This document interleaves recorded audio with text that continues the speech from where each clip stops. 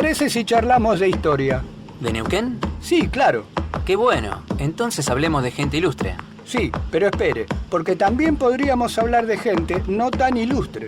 ¿De los que no están en los libros? Sí, y de los que no pudieron escribirlos. ¿De toda la gente que vino a poblar Neuquén? Sí, y de quienes ya estaban.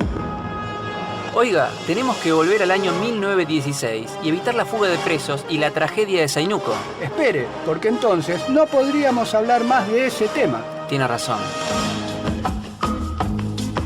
¿Cuándo es el programa? Todos los sábados de 13 a 14 horas.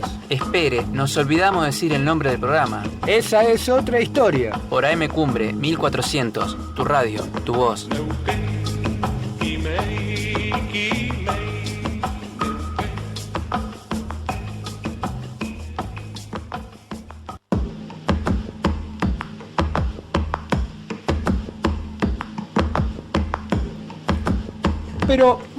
Pero muy buenas tardes, estimado amigo Rodrigo. ¿Cómo le va a usted? ¿Cómo le irá a nuestra audiencia? ¿Cómo le irá al operador? ¿Cómo le irá al mundo, al país? Mire, no sé por qué quiere hacerse tan el simpático. ¿Sabe que me hizo sufrir hoy? Soy ecuménico. Llegó casi sobre la hora. Ya estaba preparando un programa grabado porque sin su presencia el programa no es lo mismo. Yo creo que si usted sale a la calle y dice, mirá, me falta un muchacho acá para hacer el programa, yo hablo y cuando se le te ocurre alguna pavada, vos la decís y nadie notaría la ausencia. Que cuente algún Rodrigo. chiste. Claro, cuente algún chiste, que se sienta ecuménico y salude a la humanidad toda. Respondiendo a su saludo, estoy bien, muchas gracias. Un saludo a toda la audiencia. ¿Sabe qué tengo en mis manos en este momento? Usted no lo sabe porque lo estoy escondiendo. Ajá. Tengo un libro, se llama De los malones al exterminio, de Raúl Amaya. Brevemente le voy a contar quién es esta persona. Es un abogado cordobés que escucha nuestro programa desde La Docta. Un saludo para el amigo. No se haga el chistoso porque no le queda en este aspecto. En Aparte, otros sí. No sé si era un tono cordobés o no. Sí, un cordobés medio... Le habría falta tomarme un fernecito Usted por ahí para que me salga estigmatizando mejor. y estereotipando a todos los cordobeses. Ahí está. Porque hay cordobeses que no tienen tonada. Ajá. Así que me parece que lo suyo atrasa. Así se la digo. Me quedé así sorprendido, dolido en lo más profundo del corazón. Le quería hacer mención a este libro porque nos lo ha hecho llegar, es un libro de su autoría. Muchas veces recibimos libros de gente que nos lo envía para que le hagamos alguna devolución, pero en este caso este libro tiene una particularidad. Estuve mirando la bibliografía, las fuentes consultadas, y ¿sabe qué? Figuramos nosotros. Ah, bueno. Este programa figura como fuente bibliográfica. Y aparte, si mira los nombres de todas las personas... No me diga que estamos entre nombres ilustres. importantes. Sí. Así que, por favor, a partir de ahora le pido que eleve su nivel de... Iba a decir que era el que nos debe el Fernet, es el amigo. Desde acá le agradecemos, seguramente él nos va a escuchar. No nos escucha en vivo, por supuesto, esta radio no llega hasta Córdoba, aunque llega muy lejos. Y también la transmisión online. Tanto en la página de la radio como del periódico Alerta Digital, pero él nos escucha básicamente cuando nosotros subimos el programa al canal de YouTube. Muchas gracias, amigo Raúl, por citarnos. Es un honor. Sí, por supuesto. Nosotros tratamos de hacer esto con bastante responsabilidad porque sabemos que al dejar los audios subidos al canal de YouTube, en cierta Hay que forma... bancarse que después el Sí, archivo. ¿De qué? Bueno, o sea, yo sé de qué vamos a hablar y le voy a hacer una confesión. Cuando usted planteó este tema, me dijo, mire usted, estimado amigo, a mí me parecería bueno hablar de este tema. Y yo le voy a confesar que en un principio me pareció, digo, no será un tema demasiado técnico, no será un tema, porque el nombre, digamos, ahí la cuestión hidrológica y qué sé yo, puede llevarnos hacia vericuetos cuasi académicos o, por ejemplo, muy técnicos. Vamos a hablar de... Voy a hacer una aclaración antes de decir. Tenía dos enfoques. Uno, hablar justamente de la persona, hacer una biografía de la persona, o hacer un enfoque más basado en el trabajo que hizo esa persona. Vamos a hablar de Bailey Willy. Vamos a hablar del trabajo de la Comisión de Estudios Hidrológicos en la Patagonia Norte, 1911-1914. Puntualmente ese sería, si le tuviera que poner un título al programa. aunque lo vamos a hacer mucho menos técnico, no vamos a ahondar en detalles técnicos. Pero es algo muy importante porque fue un estudio prácticamente pionero en nuestra región de este geólogo norteamericano, que ya cuando vino acá a la Argentina ya era algo grandecito, porque estamos hablando que esto fue en la década del 10 del siglo XX, y don Bailey Willis nació en 1857. O sea que ya estaba pasado de los... Así para jubilarse vino. Sí, sí, más o menos tenía 50 y pico de años. Fue una de las camadas de geólogos norteamericanos importantes que vinieron a nuestro país. No fue la única. Hubo otra camada muy grande de la cual vamos a hacer un programa seguramente, que es la camada de geólogos alemanes, que son prácticamente los que primero enseñaron a los geólogos locales esta metodología que ellos traían de esas universidades alemanas y que propiciaron todos los estudios, especialmente en el ámbito petrolero, que derivaron después en los descubrimientos de precisamente petróleo y también en algunas formaciones geológicas como la formación Vaca Muerta, que ya fue descrita en aquel principios del siglo XX. En cambio, Willis tenía otra escuela. Tenía otra escuela, de eso vamos a tratar de hablar. Usted sabe que la Comisión de Estudios Hidrológicos dependía del Ministerio de Obras Públicas. ¿Y quién estaba de ministro de Obras Públicas en aquel momento? El ministro Ezequiel Ramos Mejía. De hecho, hay un lago que lleva su nombre, un lago artificial. Un pueblo en Río Negro también. Este ministro contrata al geólogo estadounidense Bailey Willis y tendríamos que ver estos proyectos de Ramos Mejía dentro de un sector de la oligarquía liberal argentina, pero un sector reformista. Siempre están, vio, los conservadores y los progresistas, o algunos le llaman reformistas. En los trabajos que hay sobre Ramos Mejía se usa mucho la palabra reformista. ¿No? Entonces voy a seguir usando esa terminología. Podemos nosotros ahora reconstruir un poco la visión de Bailey Willis, que estaba en total sintonía con la de Ezequiel Ramos Mejía, en los trabajos que escribió. Primero, el más importante, el trabajo El Norte de la Patagonia, que es un compendio de todos los estudios científicos que realizó en la región, que no solo incluían a la Patagonia Norte neuquina, sino también a una parte de la Patagonia Norte rionegrina. Era más extenso de lo que nosotros vamos a tomar ahora. Nosotros vamos a tratar de enfocarnos en un aspecto, en la parte de la ciudad industrial de Nahuel Huapi. Si usted me lo permite, yo le agregaría un nombre a este trabajo del norte de la Patagonia, que y de alguna manera es un spoiler de este programa, que es lo que pudo haber sido y no fue. También otro trabajo de Bailey Willis mencionando todos estos estudios que le fueron encomendados y que él dejó documentado fue uno que es Historias de la Comisión. Ese lo escribió bastante más adelante, allá en la década del 40 del siglo XX. Y después otro más, un yanqui en la Patagonia. Eso es algo más personal, no es tan técnico, donde él captura las impresiones que tuvo de su estadía, de su contrato, que lo dejó profundamente marcado. Ramos Mejía pertenecía al sector reformista, liderado por Carlos Pellegrini. Allá por 1900 había presentado un proyecto al Congreso que no fue aprobado. Todavía no estaban preparados. En ese momento, ¿se acuerda, don Jorge? Usted lo vivió en primera persona. Yo estaba ahí en la plaza. Estaba Julio Argentino Roca. Muy enojado con Roca, porque este muchacho Roca... Porque no le aprobó el proyecto. No aprobó el proyecto. Yo me había ido a tomar un café con Carlos Pellegrini. Acá voy a parafrasear a Lelutier, porque en Carlos Pellegrini, quiero decir. El proyecto, que no fue aprobado, que era para crear un territorio nacional de La Pampa y parte de la provincia de Buenos Aires. Era un nuevo estado provincial con capital en Bahía Blanca. En algunos programas hemos hablado de proyectos que tuvieron a Bahía Blanca como capital de futuros o posibles territorios nacionales. Hemos hecho un programa sobre el proyecto Hudson, ¿se acuerda? Sí. Un proyecto que vino unas décadas después a este que estamos mencionando, que en caso de haberse concretado hubiera posibilitado, por ejemplo, que Neuquén hubiera tenido salida al mar.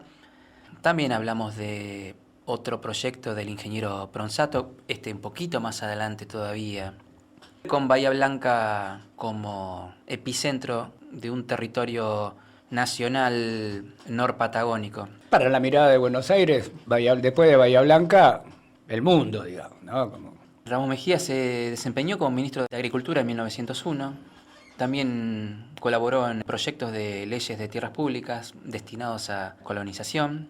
Todos los proyectos de él no fueron apoyados por el presidente Roca. El presidente Roca tenía su propio proyecto de colonización, ya lo hemos hablado en varios programas donde hablamos de los nuevos dueños del desierto, parafraseando a Susana Bandieri, que es un capítulo de su historia de la Patagonia, donde hemos hablado de cómo se repartió la tierra luego de la denominada campaña del desierto. Pero esto de colonizar, de entregarle tierras a colonos que fueran dueños de la tierra, trabajándola, no estaba en los planes de Julio Argentino Roca. Y por lo tanto este proyecto de Ramos Mejía, allá en 1901, antes de la participación de Bailey y Willis, no fue aprobado, ni siquiera fue considerado. Después tenemos un proyecto de ley que Ramos Mejía presentó y defendió en el Congreso de la Nación, de fomento de territorios nacionales. O sea, siempre estuvo inmiscuido en temas relacionados al progreso basado en el trabajo de la tierra en el lugar, no en ese proyecto casi determinista que hablaba de una Argentina que solamente se dedicara a la producción primaria de elementos para ser manufacturados en otros lugares. Ahí por 1909 impulsó el proyecto de irrigación que permitió la construcción de todo el sistema del Alto Valle, del Río Negro y Neuquén. Y ahí por 1910, que es la parte que nos interesa más, contrata a don Bailey Willis para que formara la Comisión de Estudios Hidrológicos. Esta constitución de esta comisión, junto con esa ley, la 5.559, en realidad lo que buscaba era la integración real y efectiva de la Patagonia a la nación argentina, con un rol del Estado totalmente activo. Él sabía que sin la participación del Estado esto era imposible, primero porque esto estaba despoblado, los territorios nacionales no tenían representación en el Congreso, entonces todo lo que se decidía en el Congreso estaba orientado a las provincias que tenían peso o representación ahí en el órgano legislativo. Por eso vio el tema del rol del Estado. Vio cuando dicen, por ejemplo, no, bueno, hay que liberar al Estado o hay que destruir al Estado. Vio que ahora Mantengámonos en la historia, Rodrigo, no me traiga. Pero sabe que este programa lo van a escuchar dentro de 20 años. Claro, y bueno, se están dando en estos tiempos algunas historias también referidas a nuestro territorio aquí en Neuquén, que cuando sean vistas cuando nuestros nietos continúen este programa, no sé, no tienen, van a hablar de esta no tienen época. por qué hacerlo, no están obligados. No, pero es un legado importante el que le estamos dejando. Yo lo que digo, usted no está dejando un legado, usted está imponiendo un legado. Muy bien, entonces, cuando cualquiera se le ocurra hacer un programa de historia de Neuquén de esta época, hay jugo. Y si tienen alguno así de los que se repitiera esta especie de binomio que tenemos, donde hay una persona seria y otro que no lo es, ese otro que no es serio se haría un picnic con algunas cuestiones de la actualidad neuquina, pero mantengámonos en la historia.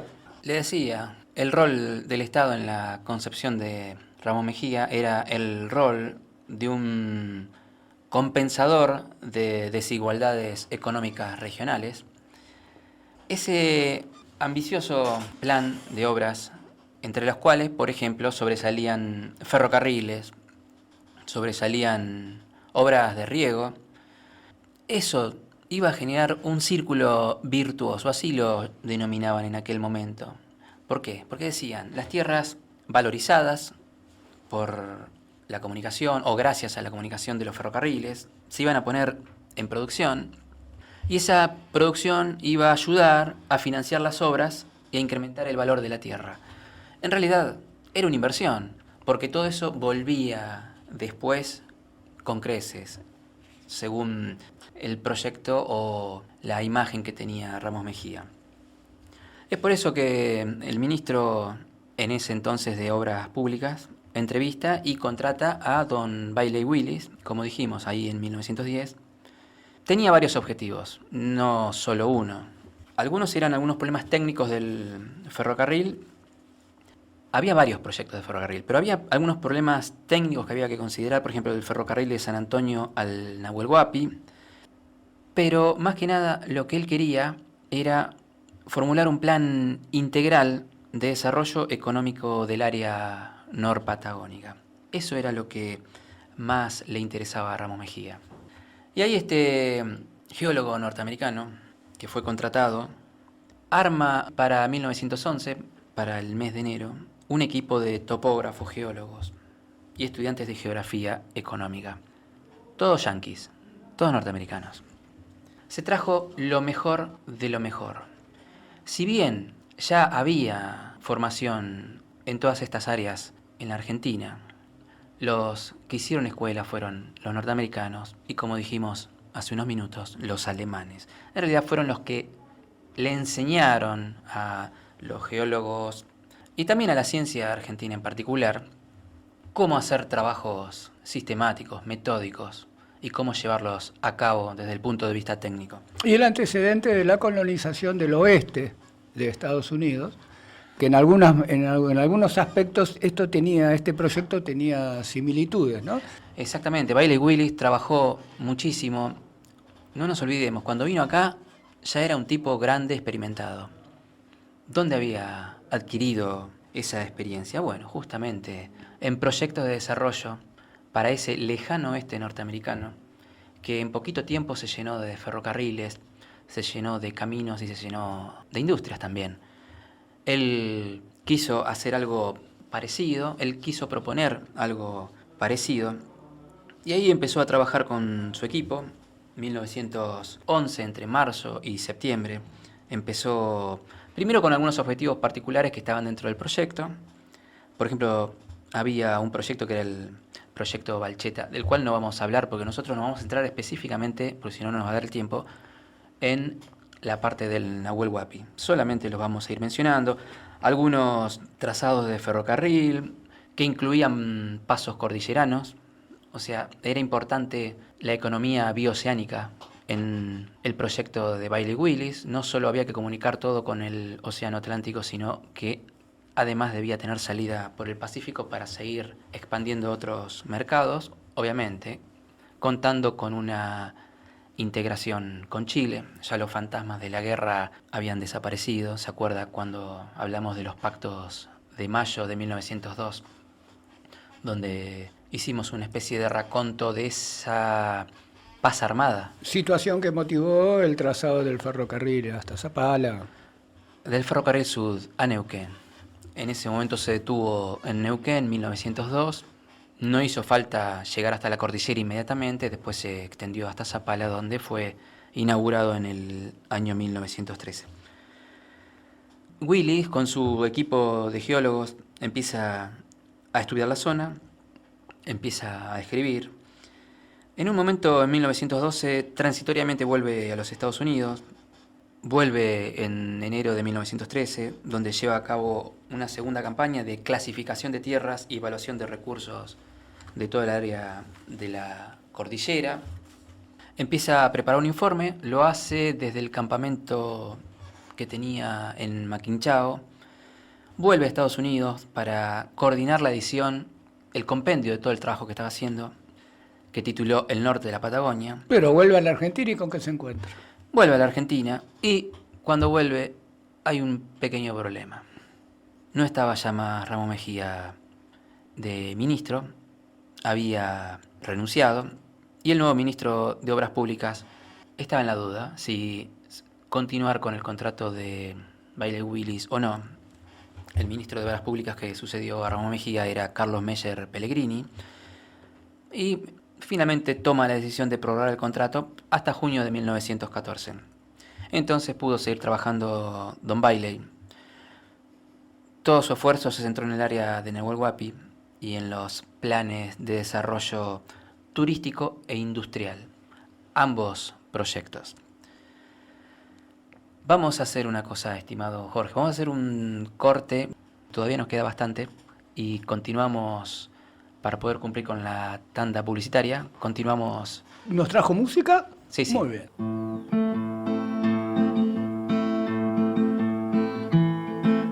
Sol que se está gastando en piedras lajas y turbias corrientes, beso las sombras indias